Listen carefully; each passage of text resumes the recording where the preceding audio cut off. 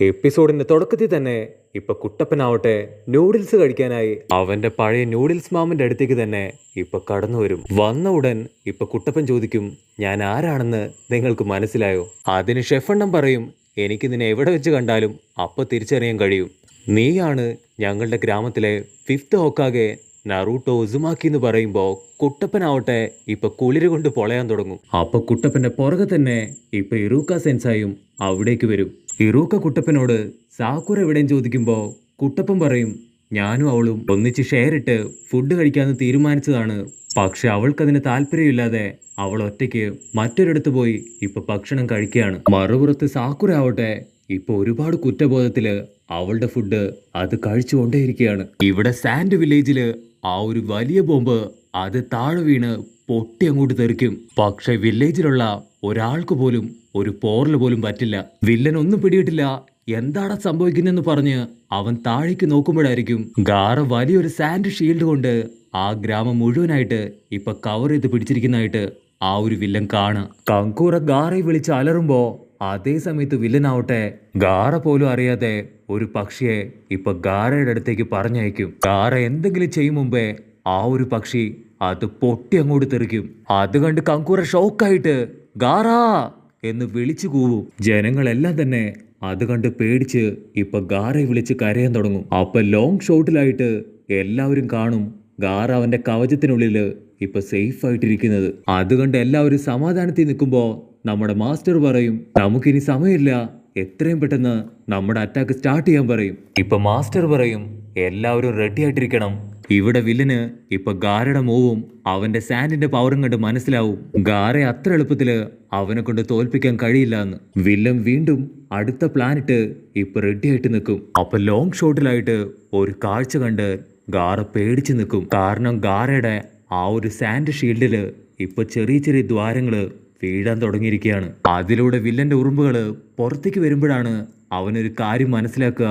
മുൻപ് ഗാറ അവന്റെ സാൻഡ് വെച്ച് വില്ലനെ പിടിക്കാൻ നോക്കിയപ്പോ അവന്റെ കയ്യിലുള്ള ആ ഒരു വില്ലന്റെ കൈയ്യ് ഗാറയുടെ മണ്ണിലേക്ക് ഒരുപാട് ഉറുമ്പുകളെ നേരത്തെ തന്നെ കടത്തി വിട്ടിരുന്നു. ഗാറയ്ക്ക് മനസ്സിലാവും അവനിപ്പോ എട്ടിന്റെ പണി കിട്ടിയെന്ന്. ഗാറയുടെ സാൻഡ് മുഴുവൻ തന്നെ വില്ലനാവട്ടെ അവന്റെ ക്ലേ കൊണ്ട് നിറച്ചിരിക്കുകയാണ്. വില്ലൻ പ്ലാൻ ചെയ്ത് ഇപ്പൊ ഗാറയുടെ സാൻഡ് അതങ്ങനെ തന്നെ പൊട്ടി അങ്ങോട്ട് തെറിപ്പിക്കും. കട്ട് ചെയ്താ ഇവിടെ കുട്ടപ്പനാവട്ടെ പഴയ ന്യൂഡിൽസ് ഒക്കെ കഴിച്ച് ഇപ്പൊ നൊസ്റ്റാൾജി അടിച്ചിരിക്കുകയാണ്. ഇറൂക്ക മാസ്റ്റർക്ക് അത് കാണുമ്പോ ചെറുപ്പത്തിലെ കുട്ടപ്പനെ ഇപ്പൊ ഓർമ്മ വരും. ചെറുപ്പത്തിൽ അവൻ ചോദിക്കും, ഒരു തവണ, ഒരേ ഒരു തവണ ഇറൂക്ക മാസ്റ്ററിന്റെ ആ ഒരു ഹെഡ് ബാൻഡ് ഞാൻ ഒന്നിട്ടോട്ടെ.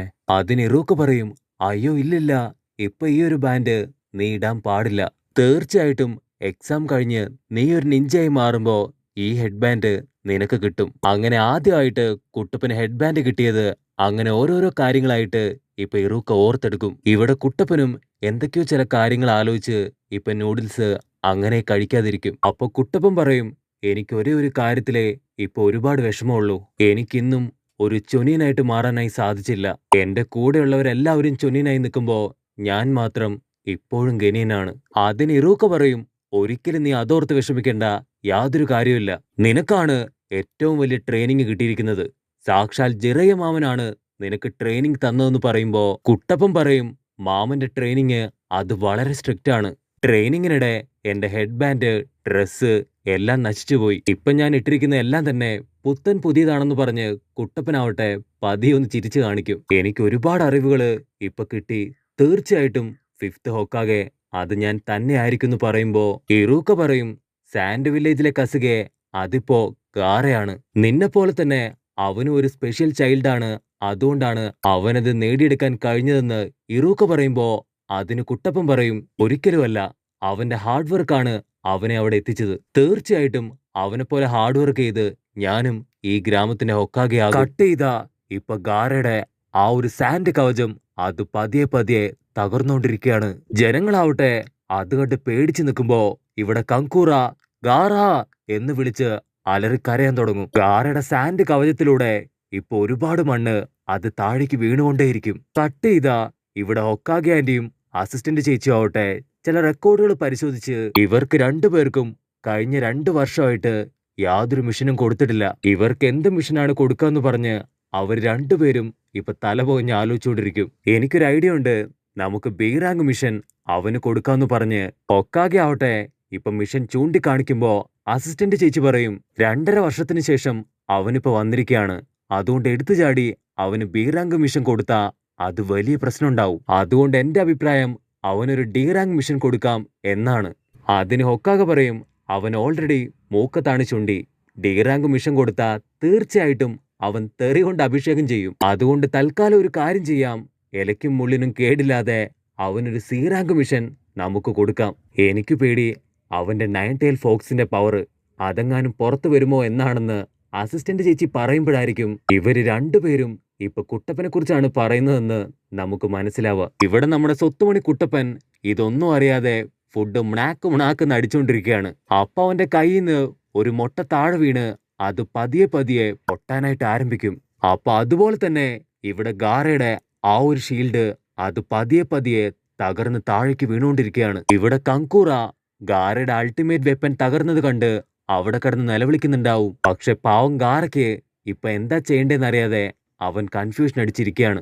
ഇവിടെ വില്ലൻ ആ ഒരു കാഴ്ച കണ്ട് ഞാൻ വേണമെന്ന് വെച്ച് തന്നെയാണ് നിന്റെ സാൻഡ് ഉപയോഗിച്ചുകൊണ്ട് എന്റെ കൈ ഒടിച്ചത്, അതുകൊണ്ട് തന്നെ വളരെ കൂളായിട്ട് എനിക്ക് നിന്നെ ലോക്ക് ചെയ്യാൻ കഴിഞ്ഞു. നിന്നെ തകർക്കാനായിട്ട് ആദ്യം ഞാൻ ചെയ്തത് നിന്റെ പവർ അത് മുഴുവനായിട്ടും കുറയ്ക്കുക എന്നതായിരുന്നു. വില്ലന് ഗാറയുടെ മൂവ്മെന്റ്സ് എല്ലാം തന്നെ കറക്റ്റായിട്ട് അറിയാമായിരുന്നു. അവന്റെ പവർ കളയാനാണ് വില്ലൻ ഗ്രാമത്തിന്റെ നേർക്ക് വലിയൊരു ബോംബിട്ടത്.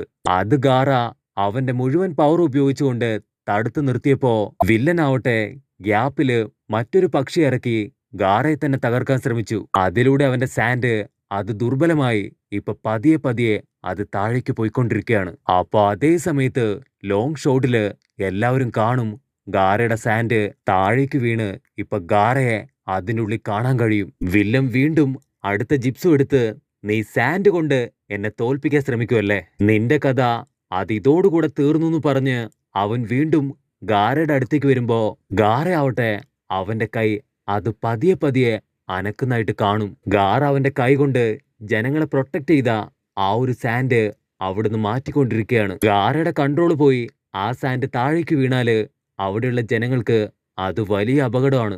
അത് കണ്ട് അത്ഭുതപ്പെട്ട വില്ലൻ നീ തീർച്ചയായിട്ടും ഒരു അടിപൊളി കസകക്കാണ്, നിനക്ക് നിന്റെ ജനങ്ങളെ ഒരുപാട് ഇഷ്ടമാണല്ലേന്ന് വില്ലൻ ചിന്തിക്കുന്ന അതേ സമയത്ത് ഇവിടെ കങ്കൂറയും ബാക്കിയുള്ള ജനങ്ങളും ആ കാഴ്ച കണ്ട് ഒരുപാട് പ്രയാസപ്പെടും. അപ്പൊ കങ്കൂറ എങ്ങനെയെങ്കിലും ഗാറയെ രക്ഷിക്കണമെന്ന് പറഞ്ഞ് അവിടെയുള്ള എല്ലാവരോടും വില്ലനെ നോക്കി അമ്പ് ചെയ്യാൻ പറയും. വില്ലൻ അത് കണ്ട് ചിരിക്കും. വെറും ഒരു അമ്പ് കൊണ്ട് മാത്രം എന്നെ തകർക്കാൻ കഴിയോ? എന്റെ ബോസ് വെയിറ്റിംഗ് ആണ്, അതുകൊണ്ട് ഞാൻ തിരികെ പോകുന്നു എന്ന് പറയുമ്പോ സാൻഡ് വില്ലേജിലെ പടയാളികളാവട്ടെ ഇപ്പൊ ഒരുപാട് അമ്പ് അത് മുകളിലേക്ക് അയക്കാൻ തുടങ്ങും. അത് വെറും അമ്പല്ല, പേപ്പർ ബോംബ് കണക്ട് ചെയ്ത അടാർ അമ്പുകള്. അത് മുകളിലേക്ക് എത്തി വില്ലന്റെ തൊട്ടടുത്തുനിന്ന് ഇപ്പൊ പൊട്ടി അങ്ങോട്ട് തെറിക്കും. വില്ലനാവട്ടെ അതുകൊണ്ട് ഒരു സെക്കൻഡ് ഇപ്പൊ ഫ്രീസ് ആയി പോവും. ഇപ്പൊ ഒരു കാര്യം, ഗാറ ആവട്ടെ പൂർണ്ണമായിട്ടും തളർന്നിരിക്കുകയാണ്. പക്ഷെ അവൻ വിട്ടുകൊടുക്കില്ല.